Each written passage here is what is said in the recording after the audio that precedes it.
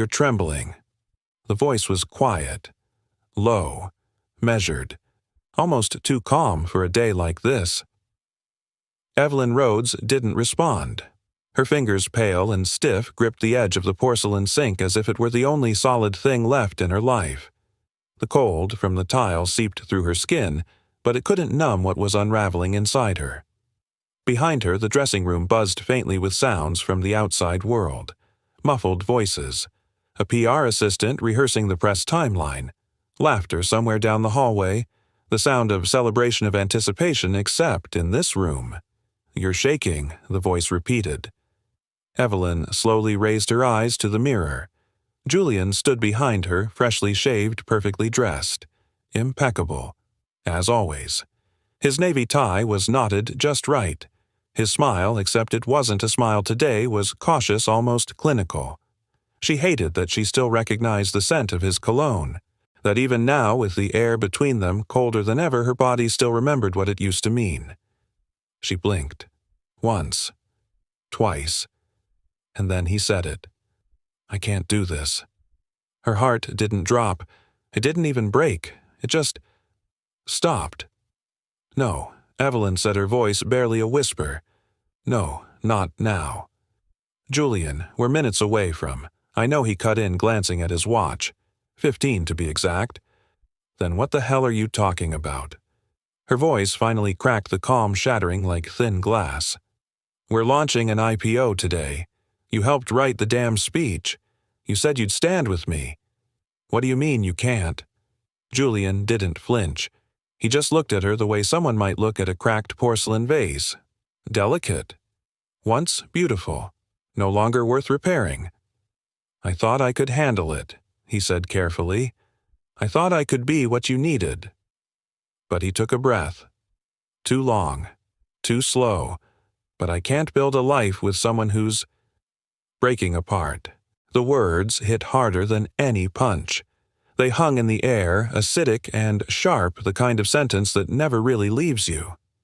Evelyn's hands finally let go of the sink. She stepped back, but the room felt suddenly too small. "You mean because I'm sick?" Her voice was cold now, controlled, weaponized. He didn't deny it, just looked away. "I tried," he said. "I really tried to be okay with it. You said it didn't matter. I lied." There it was. The final cut. Julian walked to the door and reached for the handle. But then he paused, glancing at her one last time. "You'll survive this," he said. "You always survive." And then he was gone. The door clicked softly behind him. The silence that followed was deafening. 7 minutes later, Evelyn Rhodes, the woman, Fortune magazine once called the visionary who doesn't blink, walked calmly down the side corridor of the Rhodes Biotech headquarters, past the security office, turned sharply left, and slipped through the unmarked metal door that led to maintenance access. Sublevel B. She didn't cry. Not when the elevator descended below the executive floors. Not when the scent of floor wax and machine oil replaced her perfume. Not even when she sat down on the cold concrete floor, still dressed in a $3,000 power suit tailored to hide the fact that her joints had started stiffening again. She only let the tears fall when she was sure no one would see them. But someone did. The soft hum of a rolling mop bucket preceded the quiet creak of the door opening. Evelyn turned her head sharply, trying to collect herself. Caleb Monroe stepped into the dim hallway, pushing a janitor cart with one hand and holding a thermos in the other. He stopped when he saw her sitting on the floor between a wall of old circuit panels and a rack of unused extension cords. He didn't speak at first, didn't rush to ask if she was okay. He just stood there, observing, not with pity, but with presence. A quiet man with tired eyes, rolled-up sleeves, and a patient kind of stillness that only people who've known real disappointment seem to carry. "I can come back later," he finally said. Evelyn blinked at him, her voice caught in her throat. "Or," Caleb added gently, placing the thermos on the floor beside her, "I could just sit for a minute." She didn't answer, but she didn't tell him to leave either. So Caleb took a slow step forward and lowered himself onto the floor across from her, one knee raised, the other foot flat. Not close, not far, just there. He didn't ask questions, didn't pretend he could fix anything. He simply unscrewed the lid of the thermos and poured steaming tea into the cap. Ginger and lemon. He slid it across the floor to her. Evelyn stared at it. She hadn't even realized her hands were still shaking. "Looks like you could use something warm," he said quietly. "Why?" She whispered, her voice brittle. "Why are you being kind to me?"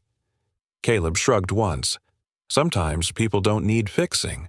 They just need someone who won't walk away. The sentence cracked something inside her that Julian never reached. It wasn't grand. It wasn't polished. But it was real. Evelyn looked down at the tea. The scent was sharp grounding. She picked it up slowly. Her hands were steadier now. In the silence, something shifted. Not healed, not yet, but held for the first time all day. Above them, on the top floor, her name was being introduced to the press. Lights flashed, stocks ticked. Words like visionary and resilience echoed down hallways filled with people who would never understand what had just broken beneath her ribs. But down here in the sublevel, where no cameras reached, Evelyn sat on the floor across from a man with calloused hands and kind eyes, drinking ginger tea from a plastic cap, and for the first time that day, she didn't feel alone. Evelyn didn't go home that night.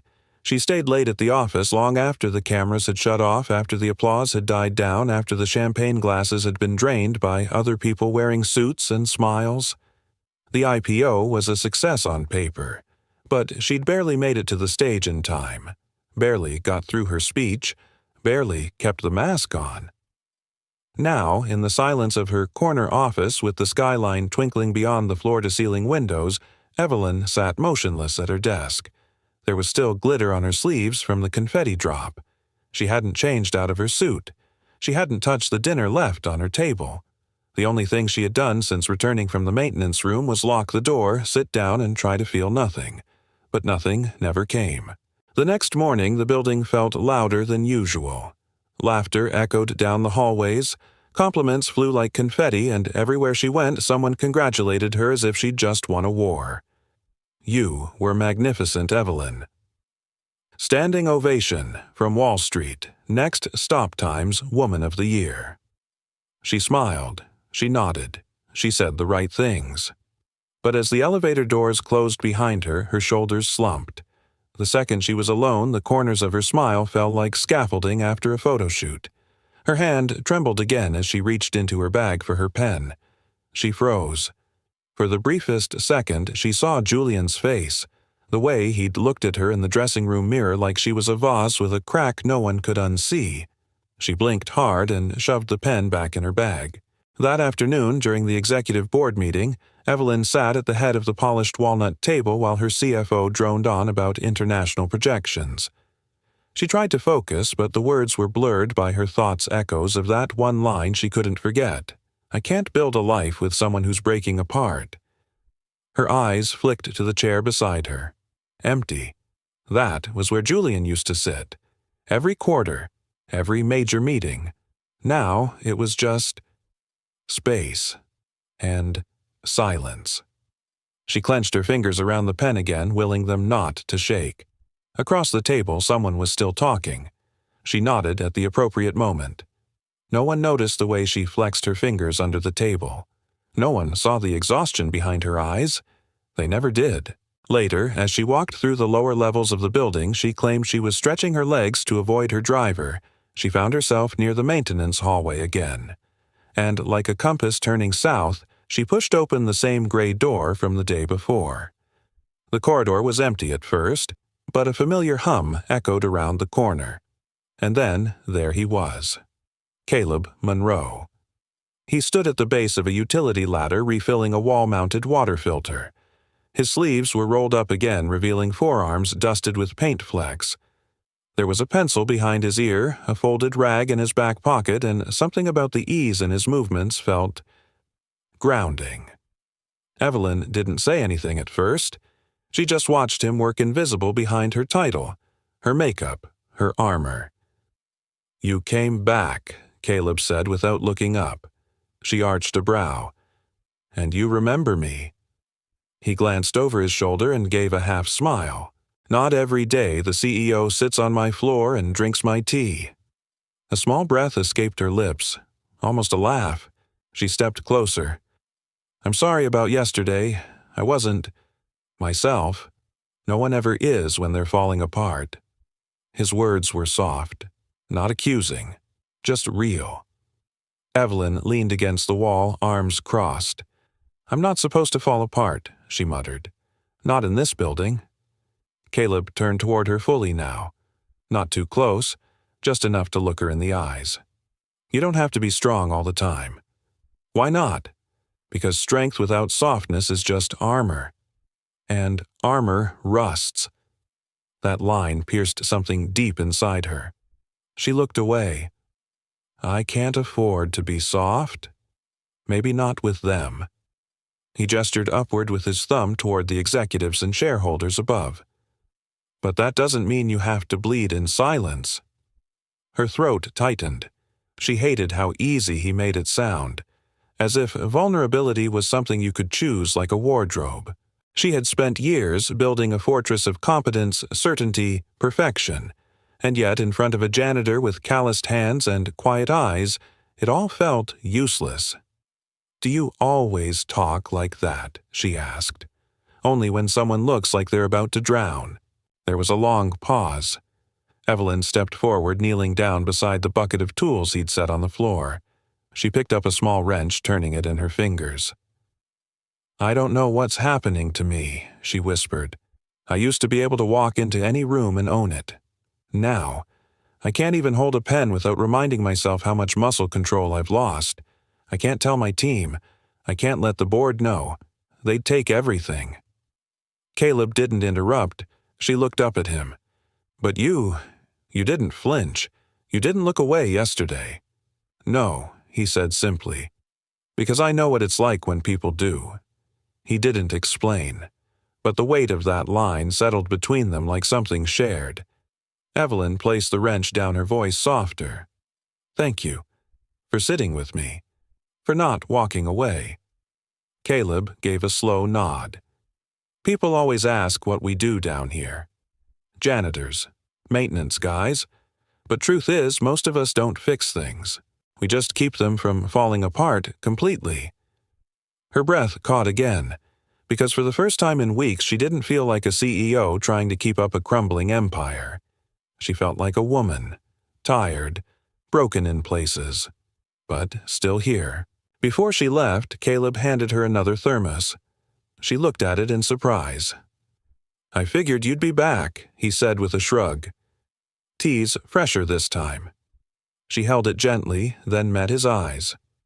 "Why do you do this? Do what be kind, because people remember the moments they were seen, and you saw me clear as day." Evelyn didn't answer. She didn't have to. She simply walked away, thermos and hand armor a little lighter, steps a little steadier. The boardroom smelled of polished wood and citrus-scented glass cleaner, the kind of scent designed to project control, cleanliness, perfection. Evelyn Rhodes sat at the head of the long oval table, blinking hard at the financial model projected on the wall. Numbers danced in front of her, but she wasn't reading them. Her hand tightened around the pen in her lap, the same hand that had betrayed her 3 times this morning. Once during her signature, once when she dropped her phone, and once just now as she tried to steady herself before speaking. The voices around her swirled in a blur. Growth rates, risk tolerance, global rollouts. She could follow every word intellectually, but emotionally, she was 1,000 miles away. Because the chair beside her, his chair, was still empty.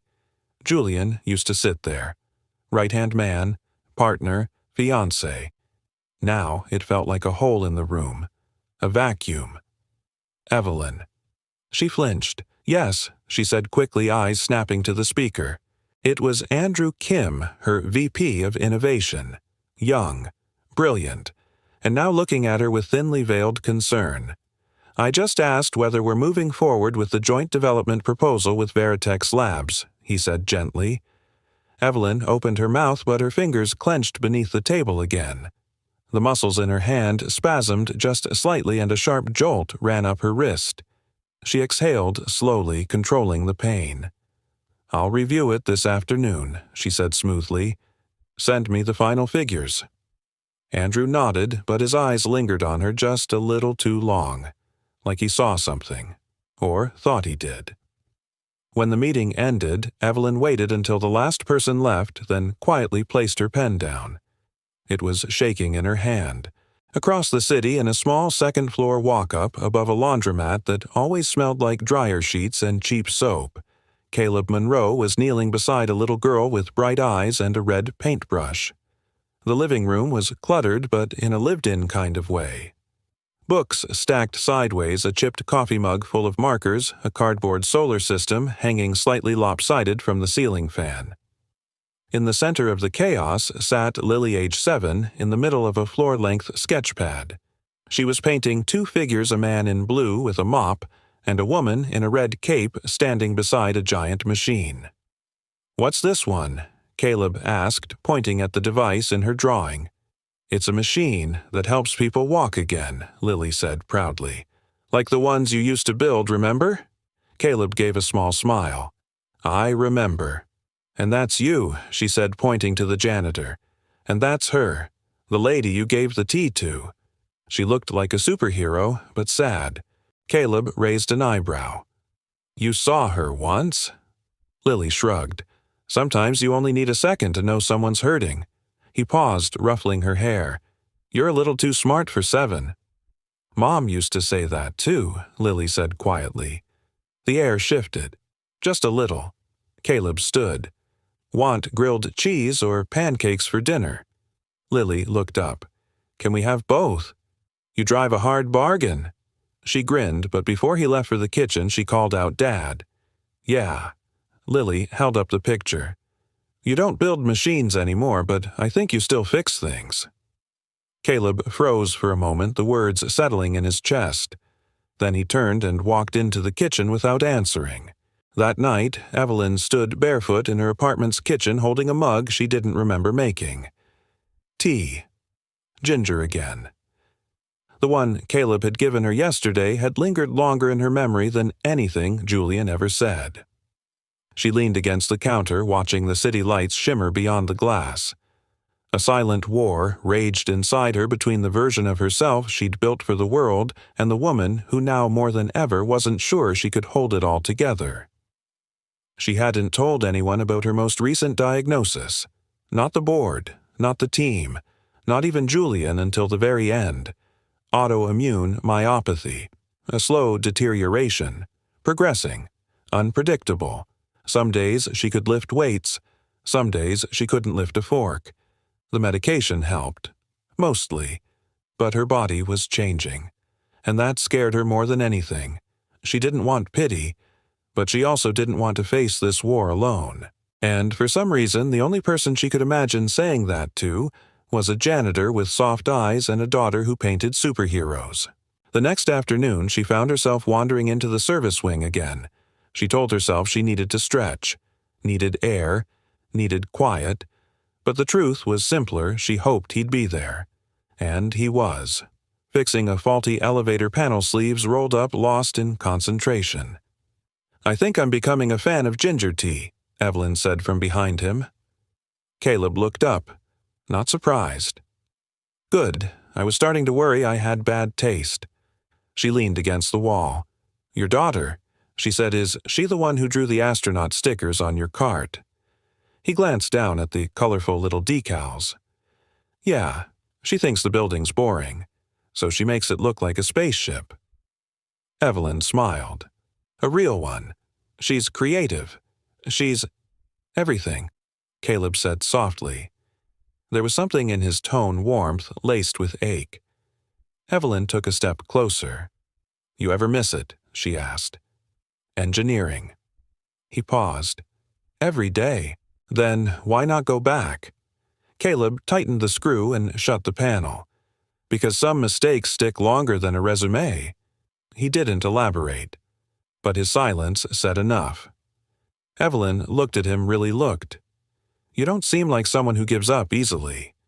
"I don't," Caleb replied, "but I do know when the world has stopped waiting for you.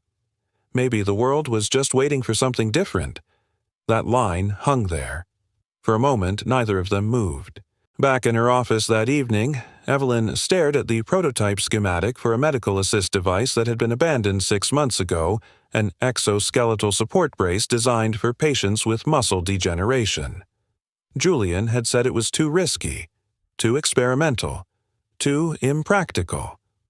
She looked at the blueprint now with fresh eyes, and thought of Caleb. The way he spoke, the way he saw broken things, not as failures, but as unfinished. She reached for her pen, and this time her hand didn't shake. The storage room was quiet, dusty, half forgotten. Metal shelves lined the walls filled with unused tech parts, cables, worn-out prototypes, and unlabeled boxes with tape yellowed by time. A single bulb buzzed overhead, casting a warm, flickering light across the concrete floor.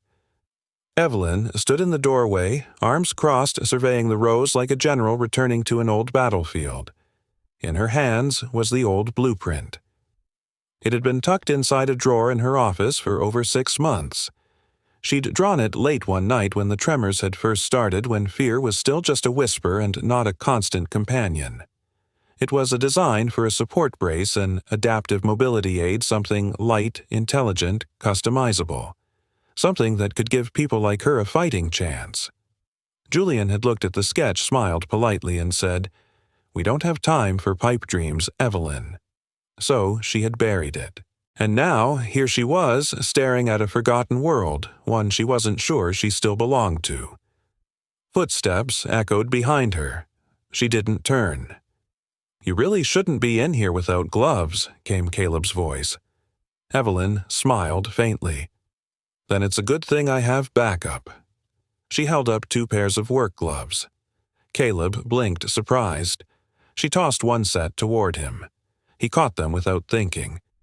"You came to raid the graveyard. I came to dig something up." She stepped deeper into the room, unrolling the schematic onto a dusty metal table. The lines were clean, elegant. But underneath it was messy, scattered notes in the margins, arrows pointing to nowhere, calculations scratched out and redone. "It's a support brace," Evelyn said softly, brushing off the dust, designed to work with the natural flow of muscle memory, not against it.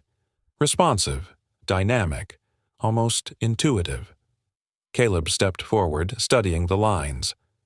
"This is good," he murmured. "Really good." She looked up. "You think so?" He nodded. "It's smart. Efficient. But the sensors in the joint brackets, these would have trouble calibrating under strain." "I know," she said. "That's where I got stuck." Without asking, he reached into a bin on the nearby shelf and pulled out an old servo actuator. "You were using stock motors. Too noisy. You need magnetic resistance coils."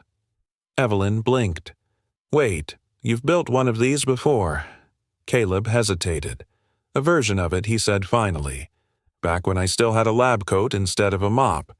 She paused, then smiled. "Then maybe it's time you wear both." They worked side by side that afternoon. The table became a battlefield of bolts, wires, and scribbled notes. Caleb moved with quiet precision, his hands sure steady. Evelyn sketched, revised, and tested voltage flows, surprised at how quickly her mind reawakened. There was dust in her hair, grease on her blouse, and for the first time in months her hands weren't trembling, they were building. At one point she laughed. Caleb looked up. "What?" She held up a screwdriver with the wrong bit and grinned. "I just tried to torque a hex screw with a Phillips head." He smirked. "Rookie move. I'm out of practice." "No," he said. "You're just remembering." There was a beat of quiet between them. Evelyn lowered the tool. "Julian told me it was a waste of time. Said we'd never get the board to back something like this. Said it was too personal." Caleb met her gaze. Sometimes the most powerful ideas are the ones born out of necessity and pain. She swallowed hard. "I think I stopped believing I could still build anything real." He nodded toward the half-assembled device between them. "Looks pretty real to me." As the hours passed, Caleb reached for a worn-out laptop from his cart. I kept some of my old schematics. Might help. He booted it up, fingers tapping with familiarity. Evelyn leaned over curious. Is this what you worked on before janitoring? He hesitated for half a breath, then answered, Yeah. I was part of an adaptive tech initiative. We were designing low-cost mobility aids for veterans and kids with neurodegenerative disorders. That's incredible, she said. He shrugged, until funding got pulled. Then an accident happened in the lab. Equipment malfunction. Someone got hurt. I wasn't even there that day, but you took the fall. They needed someone to blame. And I was the one without tenure. Evelyn studied him. Why didn't you fight it? He glanced at her. Because by the time I realized what was happening, the doors were already closed. Sometimes the system doesn't break you all at once, it just stops opening. She let those words settle. You didn't deserve that, she said quietly. Neither did you. The air shifted again. Not just empathy, recognition. Two people who knew what it felt like to be reduced from scientist to janitor, from visionary to liability. Suddenly, a small knock sounded at the door frame. A head peeked in bright eyes, two messy braids, and a wide grin. Hi, said Lily. Dad, are we still getting pizza, or did you turn into a robot down here? Caleb chuckled. I told you 1 hour. You said 1 hour and no distractions. And I see a distraction. Evelyn raised a brow, amused. I'm the distraction. Lily marched in like she owned the place. You're the CEO, right? That's what they tell me. You look like you're playing mad scientist now. I like it. Caleb stood. Come on, kiddo. We'll order pizza on the way. Can she come? Lily asked, looking at Evelyn. Evelyn blinked. Me? Yeah, you've got goggles on your head. That's official pizza party attire. Caleb looked at Evelyn, unsure. She surprised even herself when she said I'd love to. 20 minutes later, the three of them sat on the floor of the break room, a greasy pizza box open between them, surrounded by bolts, wires, and scattered notes. Lily chattered about school and space and her plan to become the first astronaut who also paints. Caleb listened. Evelyn laughed. And for 1 hour the world outside the board, the pressure, the illness, didn't exist. She was just a woman on the floor, eating pizza with a janitor and his daughter. And it felt right. As they packed up for the night, Lily slipped a folded paper into Evelyn's hand. What's this? Evelyn asked. My new drawing, Lily said. It's you, but not sad this time. Evelyn opened it. It was her in the red cape again, but smiling, holding a strange mechanical arm out to another figure who looked scared. You help people walk, Lily said, matter-of-factly. That's your superpower. Evelyn felt something tighten in her chest. Not fear, not pain, but purpose. She looked at Caleb and whispered, let's build it. You know you're smiling, right? Caleb's voice drifted across the cluttered workbench like a quiet observation, not a question. His tone was gentle wry, but not teasing. Evelyn paused mid-solder, eyes still on the circuit board in front of her. I'm concentrating, she replied. You're smiling while concentrating. She glanced up and, sure enough, her reflection in the nearby metal panel confirmed it. A small, curved smile had crept onto her face, absent-minded, unplanned, but unmistakably real. Well, she said softly, maybe that's new. The prototype was coming together faster than she'd anticipated. 3 days of after-hours building coding testing, 3 days of whispered ideas over toolboxes and half-eaten sandwiches, 3 days of working side by side with a man who never once treated her like a burden. She hadn't told anyone, not the board, not her assistant, not even her therapist. This little lab in the forgotten maintenance level had become her sanctuary. And Caleb somehow had become the one person she could think beside, breathe beside. That night, as they finished mounting the internal motor, Evelyn leaned back and flexed her fingers. They didn't tremble. Not much, anyway. Caleb was scribbling something on a post-it deep in thought. You never told me, she said quietly, why you helped me that day. He looked up surprised. Which day? The day in the hallway. After the IPO. When you brought the tea. His eyes softened, but he didn't speak right away. I was a mess, she continued. And you didn't flinch. You didn't ask questions. You just sat down. Caleb put down his pen. I saw someone on the edge, he said simply. And I know what that looks like. Evelyn's breath hitched. She waited. Caleb hesitated. Then spoke. 4 years ago, I had a team. A lab. A future. One equipment failure changed all that. A cooling sensor shorted during a live test. A colleague got hurt. I wasn't even in the room when it happened, but I was the lead. The fall guy. Did you fight it? I tried. But there was an investigation and lawyers and, eventually, silence. One day I had offers. The next, no one returned my calls. He rubbed the back of his neck, his voice low. I lost my job, my career, and eventually, my wife. Evelyn's eyes lifted. She hadn't known that part. She left. He nodded once. She said she didn't sign up for a husband who cleaned floors and couldn't promise a future. Said Lily deserved better. She left the next week. Haven't seen her since. The words were delivered without bitterness. Just truth. Evelyn stared at him, something cracking open in her chest. I know that kind of leaving, she said. Quiet, polite, devastating. Exactly. There was silence between them, and then she asked, How did you get through it? Caleb exhaled slowly. I didn't at first. I spiraled. I was angry, numb. But Lily was 3 at the time. She kept asking for pancakes and bedtime stories. She didn't care about lawsuits or reputations. She just wanted her dad. His voice caught slightly, but he pushed through. She gave me a reason to stay, even when I didn't feel like I belonged anywhere.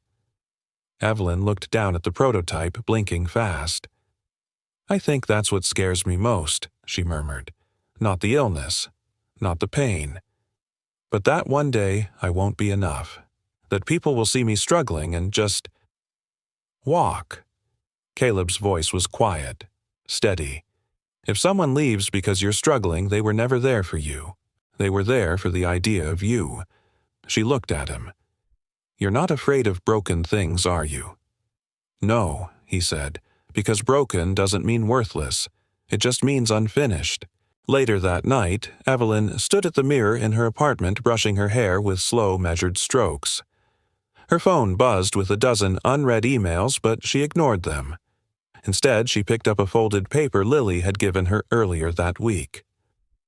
The drawing of her in a cape standing next to a machine with outstretched arms. The childlike handwriting below it read, You help people walk. That's your superpower. She held the paper against her chest, and for the first time in a long time she didn't feel like she had to run. She could stay. The next morning she walked into the building just as Caleb was finishing his rounds. Busy? She asked. He looked up from the cart. Depends. Is this a trick question? I need an extra pair of hands? 4. She lifted a small black case. Field test. Caleb blinked. You're ready? Evelyn nodded. Let's see if it actually walks before I go selling it to the world. They took the service elevator to the rarely used lower gym once designed for rehab sessions, now abandoned. Evelyn changed into workout leggings and a hoodie stripped of her heels and blazer. Caleb opened the case and carefully lifted the prototype brace. It was sleek, lightweight, a blend of carbon fiber and soft silicone padding. Wires tucked into narrow seams.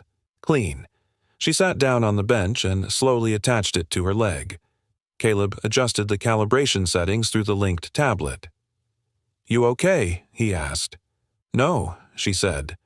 But let's do it anyway. Caleb held out a hand to help her up. She didn't take it. She stood slowly, shakily on her own. The brace hissed gently, adjusting to her movement. For a moment she wobbled. Then she steadied. Caleb watched hands hovering but not touching. Evelyn took one step, then another, and another. She walked 10 feet, then 15 across the gym floor. each step powered by a mix of metal code and will. When she turned back to him, her eyes were shining. Caleb smiled. "Told you, you're still building real things." She didn't answer. She just walked back to him and this time took his hand. Not because she needed it, but because she wanted to. The brace clicked softly as Evelyn walked into the main lab, each step quiet, measured, almost reverent. The lab had been unused for months. Once it bustled with white coats and blueprints, glass boards, and late-night breakthroughs. Now it sat dormant, draped in sheets and dust like a monument to a version of her life she had almost buried. Until now. Caleb followed behind her toolbox in one hand, the prototype tablet in the other. His shirt sleeves were rolled up, grease already on his collar from a morning maintenance call, but his expression was focused. They didn't speak at first. The silence was comfortable, purposeful.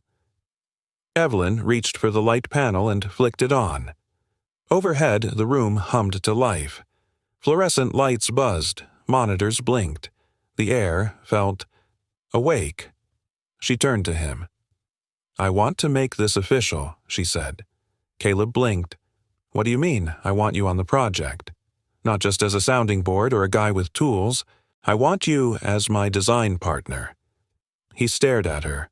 A long, unreadable moment passed. "I'm a janitor, Evelyn."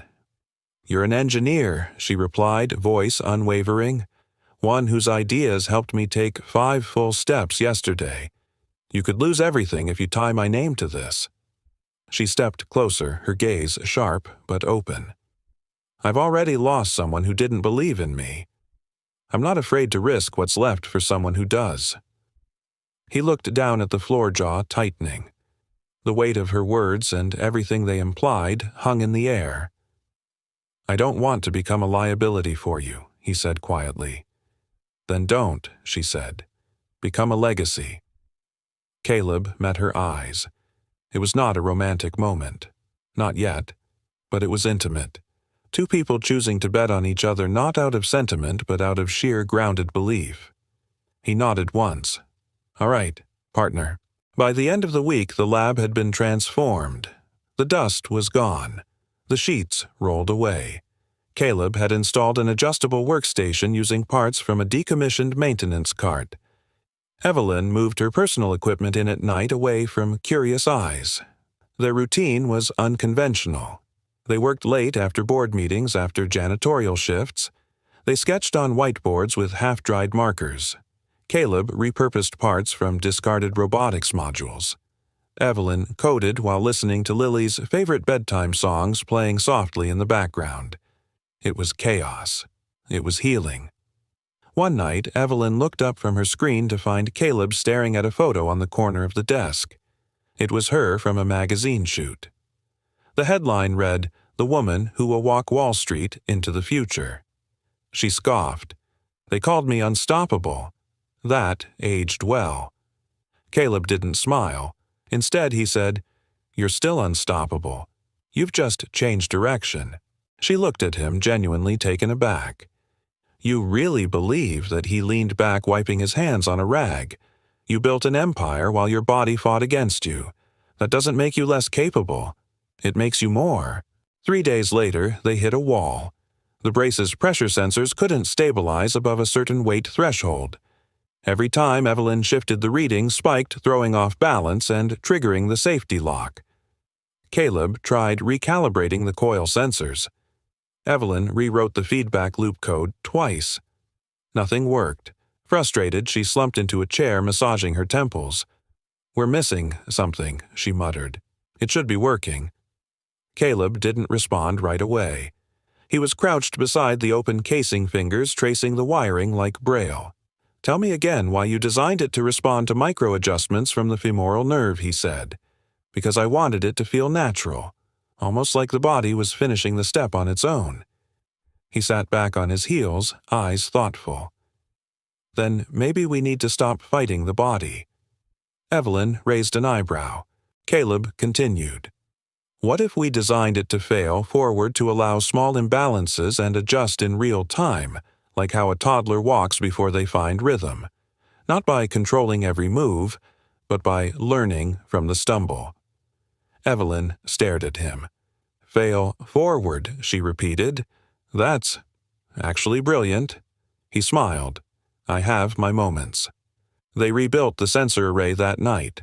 By morning, the brace adjusted mid-stride, shifting with her body instead of against it. When she walked across the lab floor, bracing, wobbling, recovering, it wasn't perfect. It was human. And it worked. At sunrise, they sat on the rooftop of the building with 2 mugs of reheated coffee and a shared bagel. Lily had fallen asleep on a beanbag chair in the lab, arms wrapped around her stuffed astronaut. Evelyn exhaled, stretching her legs carefully. "I haven't been this tired since our Series A launch," she said. Caleb grinned. "I haven't been this tired since Lily had colic for 3 months straight." They laughed, the sound soft against the early morning silence. After a moment, Evelyn grew quiet. "You know what's strange," she said. "I've been in rooms with billionaires, venture capitalists, surgeons, senators, but I've never felt safer than I do working in a dusty lab with a janitor who doesn't talk unless it matters." Caleb looked at her, his voice gentle. "Sometimes the people who talk the least are just the ones who've already listened the most." That line hit her like a soft hand to the chest. No fanfare, no performance, just truth. That afternoon, Evelyn received an internal memo. The board had scheduled a product pipeline review. She was expected to present updates on next-gen innovations. She stared at the screen. She could pitch the old roadmap, safe, predictable, aligned with shareholder expectations. Or she could show them what she and Caleb had built, a brace designed not just for profit margins but for people like her, people who had been told politely and professionally that their best days were behind them. She picked up her phone and texted Caleb. "Are you free to come upstairs tomorrow?" His reply came instantly. "Do I need to clean anything?" She smiled. "No. Just show them what we're building. You have grease on your cheek." Evelyn's voice was soft, amused. Caleb looked up from the circuit board, blinked, and instinctively wiped at the wrong side of his face. "Nope," she smirked. "Other cheek." He chuckled sheepish and wiped again, this time getting it. She turned back to her soldering. "You're hopeless." "You say that like it's news," he replied. It was well past midnight. The storage room had become something of a sanctuary, their secret workshop lit by repurposed desk lamps and humming with quiet focus. Tools were neatly lined on makeshift shelves. Coffee mugs with half-melted logos sat forgotten beside wires and blueprints. Lily was curled up in the corner under a blanket, snoring lightly with a coloring book still open in her lap. Evelyn glanced at the drawing. In crayon, Lily had drawn 3 figures, a tall woman in a knee brace, a man with messy hair and a wrench, and a little girl holding their hands. Above the figures she had written in wobbly letters, "My dad and his friend, who smiles more now." Evelyn stared at it, throat tightening. "She really thinks we're a team," she said quietly. Caleb didn't look up. "She's not wrong." There was a pause. "I used to think I had to do everything alone," Evelyn said. "That needing help meant I was weak. But maybe it just means you trust someone enough to let them carry a piece of the weight." He finally looked at her. "Even the strongest structures need support beams. Doesn't mean they can't stand tall, it just means they're human." She smiled at that softly, like a sunrise barely peeking over the edge. The next morning, Evelyn arrived late to the lab. She'd stopped at a flower shop, not a fancy boutique, just a little sidewalk stall run by an older woman who didn't ask questions and wrapped the bouquet in brown paper with a ribbon made of string. She handed the flowers to Lily at the lab door. "These are for the man who fixes things," Evelyn said. Lily's eyes lit up. "Can I give them to him? Only if you promise not to tell him they're from me." Lily nodded with conspiratorial glee. 10 minutes later, Caleb walked into the room holding the bouquet with the confused awe of someone who had never received flowers in his life. Apparently I'm being appreciated," he said, glancing between the 2 females. Evelyn shrugged, pretending to be busy with a spreadsheet. "Looks like someone thinks you're doing a good job." Lily beamed. "They're from a secret admirer." Caleb raised an eyebrow. Evelyn didn't flinch. He smiled, slow and genuine. "Tell your admirer thanks. It's been a long time since anyone thought I was worth flowers." Evelyn didn't reply. She just reached for her coffee and hid the smile behind the rim. That week, they hit their rhythm. They fell into a strange but seamless routine. Caleb would start early, finishing his janitorial shift by noon. Evelyn handled board calls and corporate fires in the morning, then joined him in the lab by 2. Lily became their unofficial project manager, handing them tools, offering unsolicited design advice, and enforcing pizza nights every Thursday. One night, Evelyn was attempting to tighten a small bolt inside the exo-joint module. Her hands, less steady than she remembered, struggled with the angle. "I can't get this stupid thing to." Caleb reached over and gently covered her hand. "Here," he said. "Let me." She hesitated. "It's not that I can't do it," she said. "I know," he replied. "I just thought maybe you didn't have to." The way he said it, without pity, without assumption, made her chest ache in the best way. She let him take the tool. "Thanks," she whispered. Later that night, Evelyn and Lily stayed behind to clean up while Caleb grabbed dinner. Lily was humming to herself, organizing screws into muffin tins. "Miss Evelyn," she said suddenly, "are you going to marry my dad?" Evelyn nearly dropped the coffee filter. What?" Lily giggled. "He likes you. I can tell." Evelyn knelt beside her. "Your dad is a good man, and very smart, and very kind. And he makes you laugh," Lily added. Evelyn paused, then nodded. "Yes, and it's been a long time since anyone made me laugh like that." Lily beamed, satisfied. "Then you should marry him." Evelyn laughed, flustered. "I'll keep that in mind." That weekend, Evelyn invited them to her penthouse, not for work, not for business, just to share a meal. It was the first time Caleb had seen her world up close. The floor-to-ceiling windows, the marble counters, the minimalist decor that screamed success but whispered loneliness. He took it all in quietly. Lily ran barefoot on the balcony, marveling at the city lights. Evelyn watched them both. "Feels strange, doesn't it?" she asked, "bringing 2 different worlds into the same room." Caleb looked at her. "Maybe they're not different," he said. "Maybe yours was just waiting for someone real to walk into it." She turned to him, and in that moment, no gadgets, no prototypes, no titles.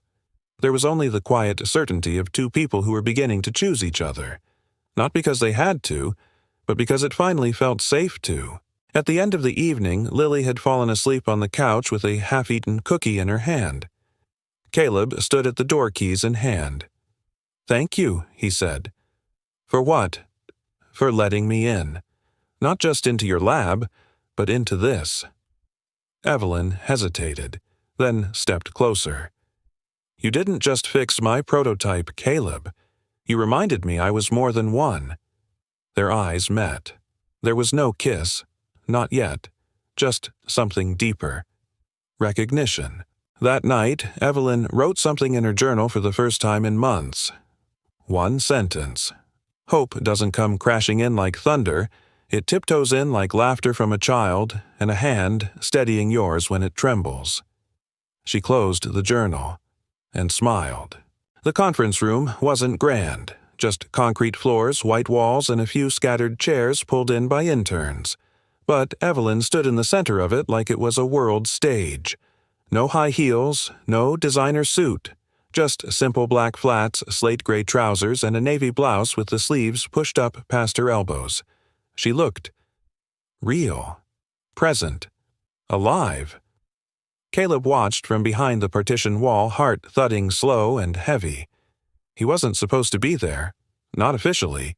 He was just a janitor. But Evelyn had asked him no, insisted that he stay. The device stood on the table beside her. Sleeker, lighter, no unnecessary bulk. The pressure sensors had been recalibrated, the calibration AI upgraded, and the motor noise gone. She took a breath, steadying herself. Then, with no assistance, Evelyn Rhodes placed her hand on the handle of the prototype, pressed her weight onto it, and walked. A silence fell over the room like a blanket. One step, two, then a turn. Every member of the Rhodes Biotech Advisory Board, every investor on that video call, every employee who had known Evelyn as only the fierce, untouchable CEO, watched her cross the room. Slowly, purposefully. Her steps were not perfect, but they were hers. When she returned to the center, she let the device rest and finally looked up. "I'm not here to prove I've recovered," Evelyn said quietly, "because I haven't. I may never be the woman I once was." She paused, glancing down at her hands. "But maybe that's the point. Maybe our technology shouldn't aim to restore who people were, but empower who they are now." A few eyebrows lifted. Evelyn took another step forward. "I was prepared to discard this design. It wasn't perfect. It was bulky, fragile, frustrating. But a man most of you have passed in the hallways without ever seeing, looked at this broken thing and chose to believe it could still work." Her voice softened. "He didn't redesign it. He understood it. And in doing so, he reminded me what this company was always meant to be about." There was a long silence. Then a hand raised. One of the senior engineers leaned forward, clearing his throat. "Forgive me, Ms. Rhodes, but who was this person? Was he on the design team?" Evelyn smiled faintly. "No, he was on the night shift." Whispers spread like ripples across a lake. The next question came from a young woman near the back. "Do we know him? What's his name?" Evelyn's eyes didn't move to the crowd. They moved past it to the shadowed figure just beyond the glass wall. "He doesn't need applause," she said. "What he gave me wasn't recognition, it was restoration." Her eyes gleamed. "I've been repaired. Yes, but not by wires or circuit boards. I was repaired by someone who chose not to walk past what others would have thrown away." She picked up the prototype gently. "This device walks again, and so do I." Later that evening, the lab lights dimmed one by one. Evelyn stood alone, packing her bag in the quiet. The building, usually so loud, felt peaceful now. She didn't hear him at first. Still here, Caleb's voice came from behind her, soft and unsure. She turned smiling before she even saw him. "I told you to stay," she said. "I know," he replied, rubbing the back of his neck, "but I didn't want to make a scene." "You didn't," she said. "I did." He chuckled, his eyes flicking to the prototype still gleaming on the side table. "It held up," he murmured. "I was worried about the joint calibration under repeated pressure." Evelyn raised an eyebrow. "That was your worry, not the board, realizing you're the janitor." Caleb looked up, his expression serious. "Let them know," he said. "Let them talk. If they can't see what matters, they're not the ones worth listening to." Evelyn tilted her head. "You always this fearless?" "No," he admitted, "but Lily says I should pretend I am, especially when the stakes are high." Evelyn laughed, a genuine melodic sound that filled the room. It startled even her. She looked at him, and for the first time didn't see the janitor or even the engineer he used to be. She saw a man who stayed when others ran.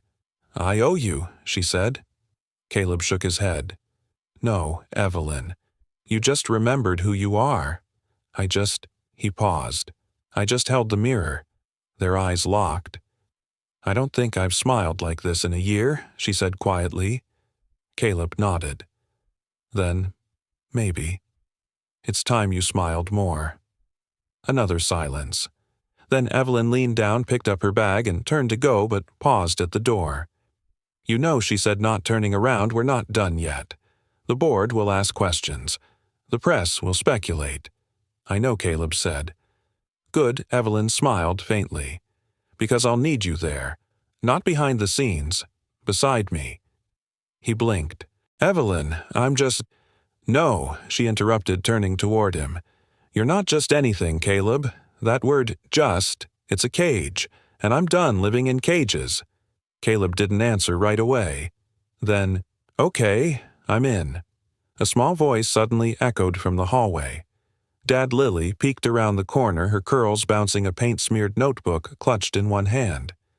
"Sorry," she whispered. "Did I ruin the moment?" Evelyn knelt down, opening her arms. "Not at all," she smiled. "You made it perfect." The headline dropped at 7:03 a.m. sharp. CEO's secret weapon janitor, or fraud, beneath it. A blurry photo, Caleb half-turned holding the prototype in the background of Evelyn's last product demonstration. The lighting was harsh. His janitor uniform unmistakable. By 8:00 a.m., the boardroom was already full. Tension clung to the air like humidity before a storm. Every face around the table had that same forced calm, the kind that preceded a corporate ambush. Evelyn entered with her head-high jaw clenched and tablet in hand. But inside, her nerves were a tight wire threatening to snap. She didn't have to wait long. "We have a situation," said Alan Mercer, the CFO, sliding the article across the polished table like a weapon. "It's spreading like wildfire across investor forums and biotech blogs. They're calling it the Janitor Gate." Another board member, Lisa Cheng, leaned forward. "Evelyn, is it true? Did you allow a non-employee without credentials or clearance to design our flagship medical prototype?" Evelyn's voice remained calm. "I asked Caleb Monroe to consult on the mechanical design after observing his insight. He didn't access sensitive data. He worked under my supervision." Caleb Monroe Mercer echoed, scrolling rapidly. According to this, he was fired years ago from a rival firm after a lab incident. No current engineering license, no credentials, just a mop, and a mind that saved our prototype. Evelyn replied, steel creeping into her tone. Mercer didn't flinch. "You just handed over proprietary technology to someone whose job is literally to scrub our floors." Evelyn's breath hitched, but only slightly. He earned his place through merit, not title. Lisa exhaled. "This isn't about his merit. It's about optics. Investors don't like surprises, especially not ones that look like liability." A younger board member, Nathan, hesitated before speaking. "We all saw the prototype work. It was elegant, quiet, functional.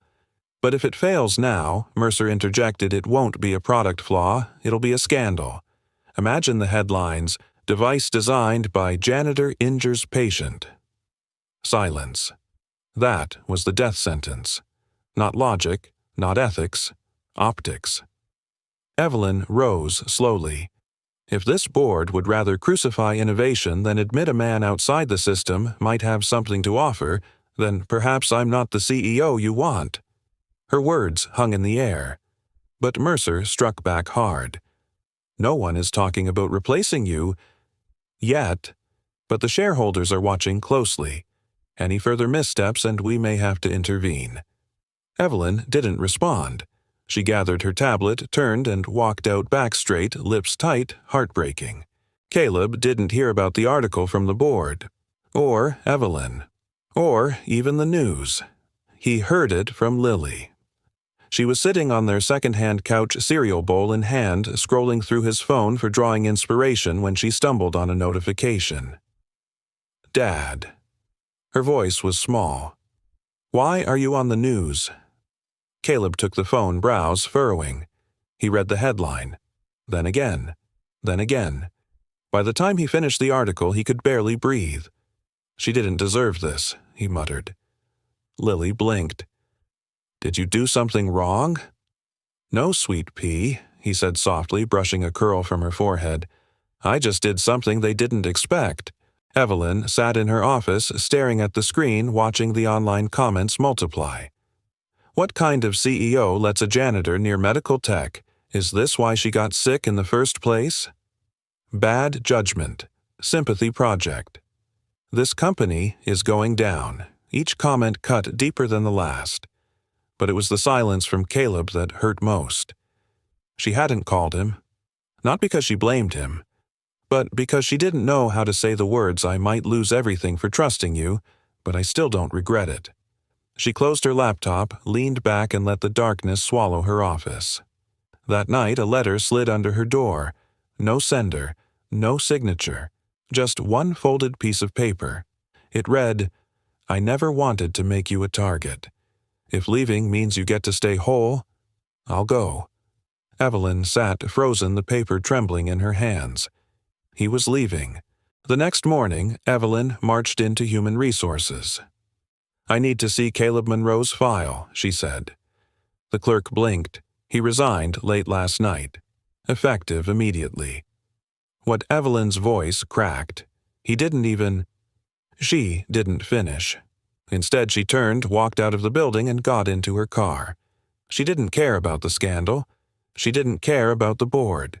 She just needed to get to the only man who had stood beside her when she was broken, and who now was choosing to disappear to protect her. She wasn't going to let him. Not again. It was barely past 7:30 a.m. when Evelyn stood in front of the apartment building. The place wasn't in a bad part of town, just forgotten peeling paint, cracked concrete, and windows with more hope than glass. She'd never been here before, never had a reason to. But now she stood under a gray October sky, wearing a wool coat over her simple blouse, her heels swapped for flats, her eyes tired but clear. She clutched the letter Caleb had left, folded and refolded so many times the edges had softened. Her hand hovered at the buzzer. She didn't press it. Instead, the door opened from the inside. A little girl peeked out, sleep still clinging to her lashes, messy curls tumbling over her cheeks. "Lily." She blinked, then whispered Miss Evelyn. Evelyn dropped to her knees in one motion. "Hey, sweetheart." Lily opened the door wider and tiptoed forward, clutching a stuffed animal. Her voice was hushed. "Daddy said not to open the door for anyone. But I hoped it was you." Tears pricked Evelyn's eyes. "Is he home?" Lily nodded. "He's packing." Evelyn stood. Her hands were trembling. Inside, the apartment smelled like warm toast and old wood. It was small but clean, cozy in the way that only love could make a place feel like home. Crayons were scattered on the kitchen table. A backpack with a keychain shaped like Saturn hung near the door. She heard the sound of a zipper in the next room. Then Caleb stepped out. He froze when he saw her. His eyes, usually so calm, flickered with something else now. Pain, regret, shame. "Evelyn," he said quietly. She stepped forward. "Don't," she said, voice cracking. "Don't you dare say goodbye." He looked down. "I didn't want you to come here. Well, I didn't want to lose the one person who didn't look at me like a headline," she snapped. "So, I guess we're even." Silence. Then she softened. "Why Caleb?" He sighed, ran a hand through his hair. "Because staying would have hurt you more. The media won't stop. The board won't back off. And you." His voice wavered. "You deserve to lead without dragging my baggage behind you." "I don't want to lead alone," she said. His eyes met hers. "I don't want to be left again." Those words hung in the air. She stepped closer, voice low. "The day my fiancé walked out. I thought that was the worst pain I'd feel. But this silence from you, it cuts deeper." Caleb's throat moved as he swallowed. "You were never supposed to be in the blast radius of my life. And yet, you're the only one who stayed." "When mine exploded," she replied.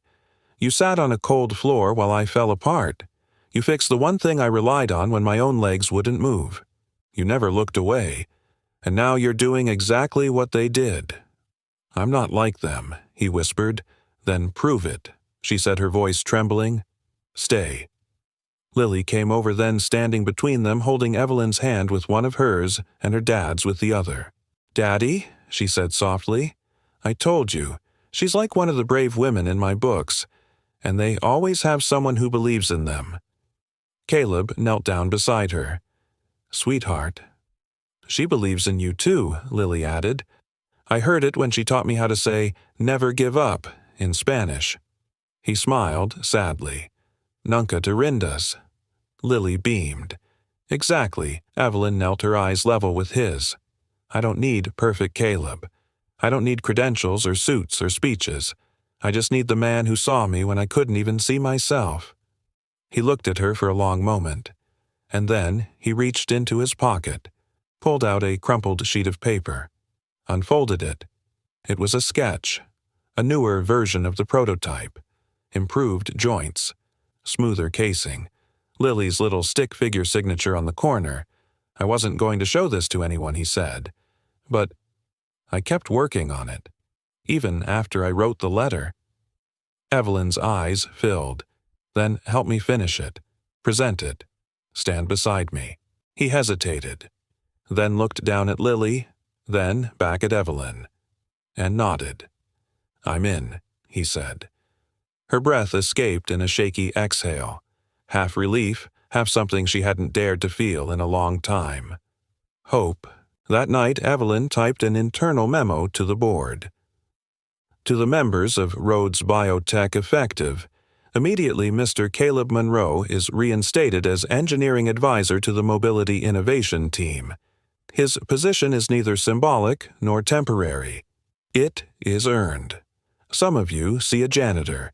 I see the man who gave a broken woman back her stride, both literal and metaphorical. You may choose to debate his resume, but you cannot ignore the results of his work or the courage he showed when all of us were too afraid to fix what we didn't understand. Leadership is not about avoiding controversy. It is about standing up when it matters most. I stand with him, and if that costs me everything, so be it. Evelyn Rhodes, CEO. The lights dimmed. The ballroom of the Rhodes Biotech headquarters fell into a hush as a spotlight bathed the stage in soft gold. The new product, an advanced mobility assist exosuit, stood at the center like a silent testament to resilience innovation, and something deeper. Evelyn Rhodes adjusted the wireless mic at her collar. For the first time, she wasn't in heels. She wore a simple navy dress, flat shoes, and the exosuit brace hugged her waist and knees beneath the fabric, barely visible, yet deeply personal.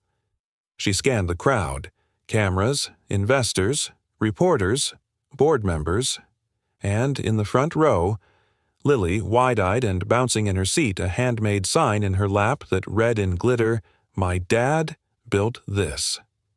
Caleb sat beside her, rigid, uncertain, but present. Evelyn took a breath. Today, we're unveiling more than just a medical device, she began. Her voice was calm, sure, not because her body was, but because her heart finally was. We're unveiling a second chance. A few murmurs rippled through the audience. This device, she continued, gently placing a hand on the brace beneath her skirt, was originally shelved by our team, deemed impractical, too costly, too complicated. I was one of the voices that dismissed it, not because it didn't have potential, but because I didn't. She paused. The silence pressed in, not cold, but expectant. But someone saw it differently. Someone saw not what it was, but what it could be. He didn't come from our boardrooms or wear a white coat. In fact, most of you probably never noticed him as he swept our halls. The room shifted, some eyebrows raised, some leaned in. Evelyn turned toward the front row. Caleb Monroe. She said, her voice steady rich, was the first person brave enough to fix something everyone else had thrown away. The cameras whipped toward Caleb. He froze. Lily tugged at his sleeve. "Go on, Dad. They need to hear you." Caleb stood slowly. His janitor uniform had been swapped out for a modest button-up shirt and slacks, but he still had that same quiet look in his eyes, like someone used to standing in corners and listening. As he walked up the steps to the stage, Evelyn extended her hand. He hesitated, then took it. "Why me?" he whispered under the mic. "You could have picked anyone." Evelyn smiled. "Because you stayed." Facing the crowd, she continued. "You stayed when everyone else left. You sat beside me on a cold tile floor and didn't offer answers, just presence. You didn't see my illness as weakness. You didn't see this device as broken. You believed both of us could still work." A warm murmur of emotion swept through the audience. Caleb cleared his throat. He glanced at the device, then back at the crowd. "I'm not a CEO," he said. I'm not even an employee anymore. A few confused chuckles. But I am a father, and a builder, and sometimes, what you need to fix something isn't credentials, it's care. He turned to Evelyn. Thank you for letting a janitor be more than what the world expects him to be. From the front row, Lily's voice rang out proud and clear. Bo oi bo la bak hok thum lengkua kon. People laughed gently. A few teared up. Evelyn knelt beside the product, her voice thick with emotion. This device is launching under a new name, she said. The Monroe Frame. Because it doesn't just represent movement. It represents belief. The belief that healing doesn't always look like perfection. Sometimes, it looks like staying. Applause burst out spontaneous, full, unpolished. Not the clapping of investors eyeing shares, but of humans, witnessing something real. Evelyn turned slightly and reached for Caleb's hand.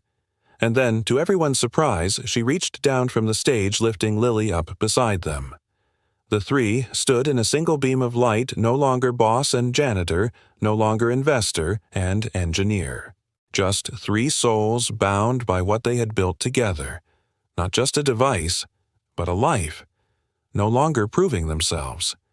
Just living it. Sometimes the people who change our lives don't come dressed like heroes.